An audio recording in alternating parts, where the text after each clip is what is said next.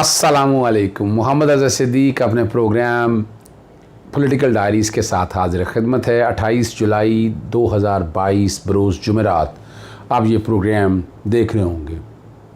कौमी असम्बली के इजलास में शहबाज शरीफ ने जो ज़ुबान इस्तेमाल की है वो आपको पता है कि इनके ख़िलाफ़ केसेस चल रहे हैं। शर्म हया नाम की तो चीज़ नहीं है। शहबाज शरीफ साहब आर्टिकल 68 पढ़ लें। No discussion shall take place in Majlis Shoora parliament with respect to the conduct of any जज ऑफ सुप्रीम कोर्ट और high court in the discharge of his duties. आपने वायलेशन की है आर्टिकल 68 की। जिस तरह की गुफ्तगू की है ये आप आज पाकिस्तान 1973 ने बार लगाया हुआ है आपके ऊपर, मगर आपने तो आज रोंद के रख दिया, कल रोंद के रख दिया। अगर फैसला करना है तो हक के साथ हो, इम्तियाजी लुक का चैलेंज कबूल करें। कौन सा कहां है जी? जब अदालत का एक निज़ाम दिया हुआ है, सिविल कोर्ट का फैसला ठीक नहीं है, आप सेशन में आते हैं, सेशन का ठीक नहीं है, हाईकोर्ट नहीं ठीक है, सुप्रीम कोर्ट आते हैं। सुप्रीम कोर्ट का आपको अगर कोई एरर ऑफ लॉ मौजूद है तो आप रिव्यू में चले जाएं। देखना ये तो बिल्कुल ही बड़ी ज्यादती है। और 1973 का आइन मानते हैं। जुल्फ़िकार अली भुट्टो ने बदतरीन हालात में पाकिस्तान को मजबूत किया। यही आइन पाकिस्तान की रहनुमाई उसे मजबूत करता रहेगा। और अदलिया पर तनकीद की, शदीद तनकीद की उन्होंने। हम कंडेम करते हैं इस बात को। अब जरा सुनिएगा, साबिक चीफ जस्टिस दिन रात सुओ मोटो लेते थे। तो इन्हीं अदालत है ये भी आपकी। फॉरेन फंडिंग केस को 8 साल हो गए, तो अच्छा क्या हो गया इसमें जी? क्या इसमें परेशानी किस बात की आपको? किसी ने सुओ मोटो लिया? किस बात का सुओ मोटो लें? पहले आइन और कानून तो पढ़ लो। शहबाज शरीफ क्या मजाक बनाया हुआ आपने? अब जरा सुनिए क्या कहते हैं। 4 साल में इंतहाई गलत फैसले किए गए, कोई सुओ मोटो नहीं लिया गया। आपको पता है सुओ मोटो कहां लिया जाता है? उर्दू, अंग्रेजी, फारसी, अरबी, हिंदी, पश्तो में आपको आईने पाकिस्तान 1973 फराहम करना चाहिए ताकि आप समझ सकें सुओ मोटो कहां लिया जाता है। आपको पता है इस बात का? अदालतों में जेर तो मुकदमों के हवाले से बात नहीं है। इसका मतलब है आप जो असेंबली डिसॉल्व हुई थी वोट ऑफ नो कॉन्फिडेंस से, तो बड़ा शोर डाला था आप सबके यही चहीतों ने, जो बार काउंसिल में चंद लोग आपके बैठे हुए हैं। आज किस मुंह से बात कर रहे हैं ये लोग? यानी बंदे को थोड़ी बहुत तो हम सियासी लोगों को शर्म और हया होने चाहिए। ठीक है ना जी? अब BRT पेशावर पता नहीं किस तरह की बातें, और वो 75 साल गुजरना, और शहबाज शरीफ का कहना कि 2018 की तारीख में बदतरीन धांधली भी आप आता ना RTS सिस्टम बैठा, यानी अजीब। और देखें RTS उम्मीदवारों का हक साबिक चीफ जस्टिस के हुक्म पर रुकवाया गया। और यहाँ जिस तरह की जुबान इस्तेमाल की है,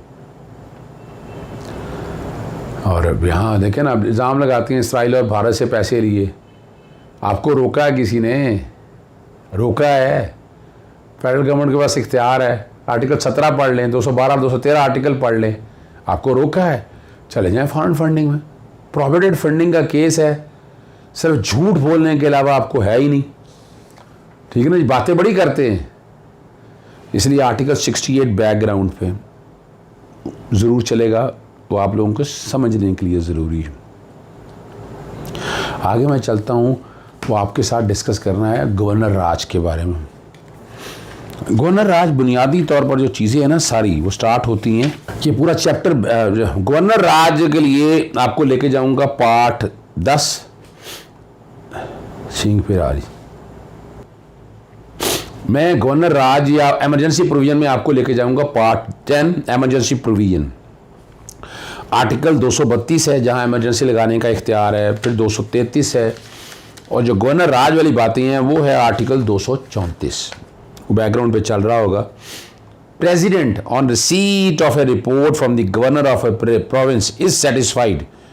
अब जरा ध्यान से पूछिएगा, अब जरा ध्यान से समझिएगा। Is satisfied that a situation has arisen in which the government of province can not be carried on in accordance with the provision of the constitution. The president में यहां एमरजेंसी लगा सकता है, ये सदा गवर्नर लगा सकता है, और ए resolution in this behalf is passed by each house separately. दोनों हाउस ने अलग अलग शेल बाय प्रोक्लेमेशन आगे गवर्नर राज की बातें हैं। तो गवर्नर राज किसी माई बाप का नहीं है, और मैं इसमें बाकायदा राणा सनाउल्लाह को नोटिस भिजवा दी है कि आपने जो ये कहा समरी तैयार कर रहा हूँ, इस तरह की बातें जो की हैं ये काबिल कबूल नहीं। एडवांस पिटीशन गवर्नर राज के बारे में मैंने तैयार की हुई है, और अगर ऐसी कोई भी बात की तो फ़ौरन चैलेंज करने के लिए तैयार रहिएगा। हाँ, गवर्नर राज अगर लगाना है राणा सनाउल्लाह साहब, आप तो है ही कुछ नहीं, ना 3 में ना 13 में, ये तो गवर्नर का रोल है और सदर तक बात जानी है। आप कहाँ से आगे बीच में टपके? सिंध में तो ऐसे बुरे हालात हैं, वहाँ लगा लें। आपको रोका किसी ने? वहाँ किसी ने रोका है? बहुत दुख और अफसोस है इस तरह की गुफ्तगू करना और इस तरह के मामलों को लेकर चलना, और इससे इस मुल्क को क्या मिलेगा? आखिर में प्रोग्राम के हिस्से में 90 की सियासत के बारे में, क़यादत के बहरान और बयानी में इख्तलाफ का ताना, क्या नून लीग को हिकमत अमली बनाने की ज़रूरत है? ये मैं जान के बता रहा हूँ। मरीम नवाज ने तो तबाह कर दिया इस सियासी जमात को। चंद माह पहले तक सियासी मैदान में दूर खड़ी तहरीक इंसाफ मुस्लिम लोगों को काफ़ी टफ टाइम दे रही, और चंद सियासी माहिरीन की को रवायती तरीक़ों से निकल कर एक नई और तख्लीकी हुकूमत अमली अपनाने की ज़रूरत है, ताकि वो आइंदा आम इंतखाबात में से कबल मुकाबले के लिए अपने सिफ़ों को दुरुस्त कर सके। काफ़ी वाक़यात आपने वो सारे देखे।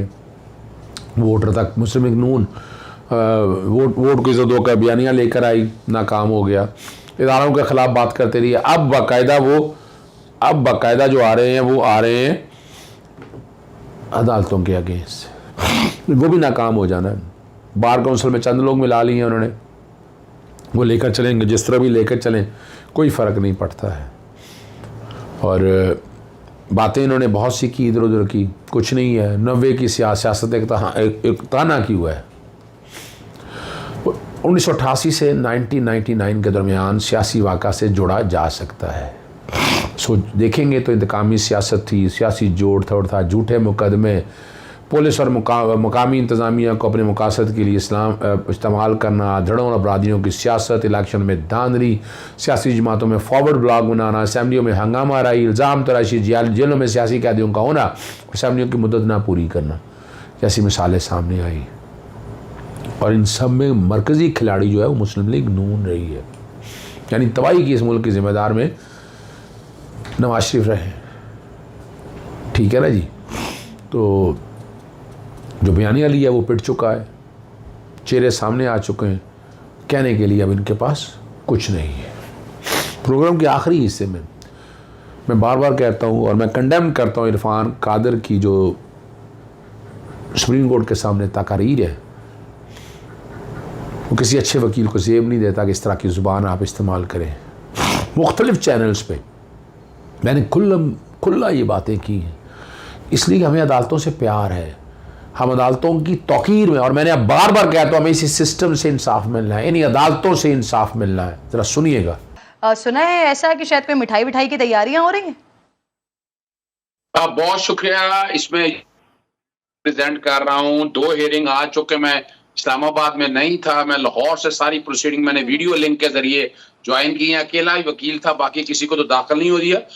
ये हमारे वकीलों में एक आम सी बात है, जब हमारा केस ना हो ना मेरिट पे, तो हम धमकियां देते हैं, बाइकआउट करने की बात कर रहे हैं। मैंने सारी प्रोसीडिंग देखी है और मुझे दुख और अफसोस है, खास तौर पर मौजूदा हुकूमत का, वजीर कानून का, फारूक एच नाइक के हवाले से देखा जाए कि किस तरह की जुबान इरफान कादर ने इस्तेमाल की, और किसी ने भी उठ के उनके रोका, उन्हें मना नहीं किया।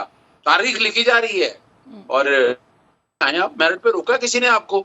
यानी इन्होंने यानी मुतालबा है फुल कोर्ट बनाने का। पाकिस्तानी तारीख में फुल कोर्ट आज तक कितने बने हैं? 18वीं तरमीम में कॉन्स्टिट्यूशनल इंटरप्रिटेशन थी। 5 मेंबर बेंच आर्टिकल 63A की इंटरप्रिटेशन सुनता रहा। वो कौन सा बेंच था जिसने वोट ऑफ नो कॉन्फिडेंस के केस को सुना? जरा बात को समझिएगा। आज कह रहे हैं कि रिव्यू के साथ सुना जाए, फाइल हुआ है तो फिर तो रिव्यू पहले वो सुने। वो ये एक मजाक बना लिया इन्होंने। सिंपल सा इशू है कि 63A की इंटरप्रिटेशन 17 मई को, और बड़ी वजाहत के साथ प्राइमरी का बच्चा भी पढ़ सकता है कि 63A में क्या मानी करना है 3 शक्लों में, 3 वोट ऑफ कॉन्फिडेंस नो, और खास तौर पर मनी बिल के हवाले से नहीं डालते तो पार्लियामेंट अपना पार्टी हेड है कि वो डिफेक्शन के लिए वहां चला जाए, ऐसी बात लिखी हुई है, साइंस नहीं है। इस केस चौधरी परवेज लाई या PMLQ ने 2 बाकायदा चौधरी परवेज लाई को कैंडिडेट दिया, पहला इलेक्शन आया 16 अप्रैल को, ये सेकंड रन है।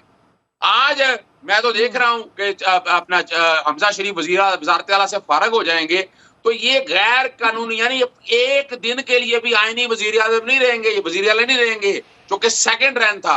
सेकंड रैंक में आके कहें कि जनाब पार्टी लीडर में पार्टी लीडर डायरेक्शन दे दें। इनकी पहली जो डायरेक्शन है वो भी पार्लियामेंट पार्टी ने दी हुई है और उसमें कोई नहीं। फिर जिस बेस पे ये करते रहे, PLD 2015 का केस है, 18वीं तरमीम में आर्टिकल 63A की वायरिस चैलेंज हुई थी और वहां डिक्लेयर हो गया कि वो बिल्कुल ये एक्सपेक्ट कर रहे हैं कि आज हमजा शहबाज साहब की वजारत आला जाएगी, जो कि एक ट्रस्टी वजीर आला के तौर पर अपने ओहदे को संभाले हुए हैं, और परवेज इलाही साहब के पास वजारत आला आ जाएगी। और सर फिर ये वर्किंग रिलेशन कैसा होगा पाकिस्तान तहरीक इंसाफ के साथ, क्योंकि पिछले 3.5 साल का जो एक एक्सपीरियंस है वो तो अच्छा नहीं है। अच्छा देखिए, ये आपको तारीखी तौर पर बता दूं, ये पहले होता रहा है। पाकिस्तान मुस्लिम लीग नून की वफाक पंजाब में हुकूमत थी, पाकिस्तान पीपल्स पार्टी की वफाकी हुकूमत थी, उस वक्त अब गवर्नर रूल लगाने की कोशिश की थी आप लोग, और हम सब के सामने इश्यू पर वर्किंग रिलेशन का नहीं है। मुझे दुख और अफसोस इस बात का हुआ कि ये 13 की 13 जमातें आमरीत को सपोर्ट कर रही हैं, यानी पार्टी लीडर जो अनइलेक्टेड है वो बायस, आप पार्लियामेंट में फलां बंदे को वोट डाले ना डाले, उसका क्या ताल्लुक भाई। पार्लियामेंट में जो लोग बैठे मुंतखब होके वो आए हैं, मान लिया टिकटों के जरिए आए हैं, लेकिन अगर पार्लियामेंट पार्टी ने बैठकर, और ये लफ्ज देखिए, इसको देखना, आर्टिकल 55 बड़ा क्लियर है, आर्टिकल 4 मेजॉरिटी से, और वैसे भी एक आर्गुमेंट मैं वो ना कर सके, मैं लाहौर में चूंकि टाइम कम था, ये कोलिशन गवर्नमेंट है, पाकिस्तान तहरीके इंसाफ और PMLQ की कोलिशन बिल्कुल तौहीन अदालत बनती है। आज पाकिस्तान मुस्लिम लीग नून के बतौर सियासी जमात जो तबाही मरियम नवाज ने की है वो ताउबर रखी जाएगी। एक सियासी जमात का अपना एक तखस्सुस बर्बाद करके रख दिया। इन्हीं के 5 जजेस के बारे में जो अल्फाज इस्तेमाल किए थे, अगर आपको याद हो पनामा केस के अंदर, निहाल हाशमी, तलाल चौधरी, दानियाल अजीज, इनको तौहीन अदालत में बाकायदा सजा हुई, बाकायदा सजा हुई और ये डिस्क्वालीफाई हुए। अब एक अलग बात है कि आप जो मर्जी करते रहें, ये इस तरह नहीं चल सकता। सियासी तौर पर आप जो मर्जी कहें, अगर आप हुकूमत में होते हैं इदारों के ऊपर इस तरह तनकीद का निशाना बनाएंगे तो अवाम क्या कहेगी? अवाम कैसे इस बात को सामने रखे? आपने धमकियां दे दी, प्रेशर डाल दिया, जितना जोर लगाना था आपने लगा दिया। हम सैल्यूट करते हैं सुप्रीम कोर्ट के जजेस को, इन प्रेशर में नहीं आए हैं। ठीक हो गया साबिर शाकिर साहब। सर आज एक बड़ा अहम फैसला भी हुआ है, खबर आई कि लंदन में इजलास हुआ है नवाज शरीफ की ज़ेर सदारत, उसकी समरी जिस पर वो गौर कर रहे हैं। अच्छा, बुनियादी तौर पर आइन के आर्टिकल 234 से आगे ये बेसिकली एमरजेंसी की बात है, और या मुल्क में ऐसी इंटरनल और एक्सटर्नल डिस्टर्बेंसेस ऐसी हो तो वहाँ कानून हरकत में आता है। ये इतना आसान काम नहीं है। वैसे भी गवर्नर और फिर सदर के पास मामला जाना है, जो इनिशियल लगाना है, ये तो इस पे लगाने के लिए आपको नेशनल असेंबली में बाकायदा करारदाद पेश करनी पड़ेगी, रेजोल्यूशन जानी पड़ेगी, और उसके बाद सेनेट में बैठ के तब जाके होना है। और मैं वैसे आपके चैनल में बता देता हूँ, ये जो बयान दिया है, इस पे बयान पे आज मैं नोटिस जारी कर रहा हूँ इसको राना सनाउल्लाह को, कि किस बुनियाद पर उसने इस तरह का बयान दिया है। ये बेसिकली आइन के आर्टिकल 4 और 5 को तोड़ने की बात है, और साथ साथ उन्हें कह भी दिया कि पिटीशन जो है ना, ये तैयार है already, don't worry about it. आने वाले दिनों में इंशाल्लाह अगर ऐसा कोई काम किया गया तो उसको बाकायदा कोर्टों में चैलेंज भी किया जाएगा। ये मजाक बनाया उन्होंने। ये मुल्क में जमहूरियत चल रही है, आइन का निफाज है, फंडामेंटल राइट्स। आप यानी गवर्नर राज का लगाने का मकसद क्या है कि आप एक डेमोक्रेटिक इलेक्टेड गवर्नमेंट को डिसेबल कर देंगे, and you can't do it. Constitution scheme में बड़ी हर चीज प्रोवाइडेड है और रेमेडीज अवेलेबल है। अब ऐसे तो नहीं हो सकता ना कि आप अपनी मर्जी से बैठकर हुकूमतों को चलाएं। आज अब आपकी हुकूमत चली गई है तो आप अपनी हुकूमत किसी और तरीके से कायम रखना चाहते हैं, तो वो मैं नहीं समझता कि आइन और कानून में ऐसी कोई गुंजाइश है। ना ऐसे हालात हैं, वो जब हालात खुदा ना खासा अल्लाह ना करे ऐसे कोई हालात हो तो सूबा ना कंट्रोल कर सके, ये याद रखिएगा। कॉन्स्टिट्यूशनल स्कीम में अगर वो मुतलका सूबा ना कंट्रोल कर सके तो फिर वफाक में आना है। ये तो इस तरह की बातें तो आप उस वक्त भी सोचते रहे हैं, सुनते रहे हैं। इमरान खान साहब के दौर में भी आपको याद होगा, पीपल्स पार्टी के दौर में उस वक्त गवर्नर आज लगातार हालात आप लोगों के सामने हैं। तो मामूली सी भी गुंजाइश मुझे नजर नहीं आ रही है। सिर्फ और सिर्फ अवाम को बेवकूफ़ बना के कयास और अनारकी रखना चाहते हैं। अच्छा साहब, अगर जो इत्तेहादी हुकूमत है मुस्लिम लीग नून अगर ये फैसला करती है कि उन्होंने रिव्यू में जाना है, जो फैसला गुज़िश्ता रात आया, तो क्या ये किसी सूरत में इनके लिए फ़ायदेमंद या मुस्बत साबित हो सकता है, या कोई ऐसी गुंजाइश निकल सकती है? क्योंकि बेंच तो वही दोबारा रिव्यू में भी समाअत करेगा, तो क्या ये ऑप्शन फ़ायदेमंद साबित हो सकती है इत्तेहादी हुकूमत के लिए? अच्छा, ये भी गलत बात है। रिव्यू में आपको पता है कि सिर्फ 1% के करीब चांसेस होते हैं रिव्यू की कामयाबी के। अगर रिव्यू ही करना है तो डिप्टी स्पीकर कौमी असेंबली वाला रिव्यू पड़ा है, वो बैठ के पहले फैसला कर रहे हैं। रिव्यू का शौक है ना, आ जाए वो कर लें। अब रिव्यू इसमें किसका करना है? 17 मई का फैसला बड़ा क्लियर है, आईन 63A बड़ा क्लियर है, पार्लिमानी पार्टी की डेफिनेशन बड़ी क्लियर है, पॉलिटिकल पार्टी हेड की डेफिनेशन, और वो देखें, सुनिएगा, उस जजमेंट को इम्प्लीमेंट हो गई। कैसे हुई? तो बंदे 25 DC हुए, 25 इलेक्शन हो गए। 25 के इलेक्शन के बाद उससे वजीर आला मुंतखब हुए। पहले हमजा आए जो 10 वोट रिजेक्ट किए। अब दूसरी तरफ अगर देखें तो वजीर आला मुंतखब हो सके। रिव्यू करने में कर रहे हैं, हर्ज कोई नहीं है, लेकिन रिव्यू में गुंजाइश नहीं बनती है। और यानी रिव्यू के बाद भी गुंजाइश बहुत कम है कि ये इत्तेहादी हुकूमत के लिए कोई मुस्बत इशारा बनेगा। अजहर सदीक साहब माहिर कानून हमारे साथ मौजूद है। सर, आपके वक्त का बहुत शुक्रिया। शेख रशीद अहमद साहब ने भी हमें टाइम दिया, उनके वक्त का भी बहुत शुक्रिया। इरशाद अहमद आरिफ साहब भी हमारे साथ मौजूद थे, आप सबका बहुत शुक्रिया। अब शामिल करेंगे न्यूज़ अपडेट्स। उस जजमेंट को इम्प्लीमेंट हो गई। कैसे हुई? तो बंदे 25 DC हुए, 25 इलेक्शन हो गए।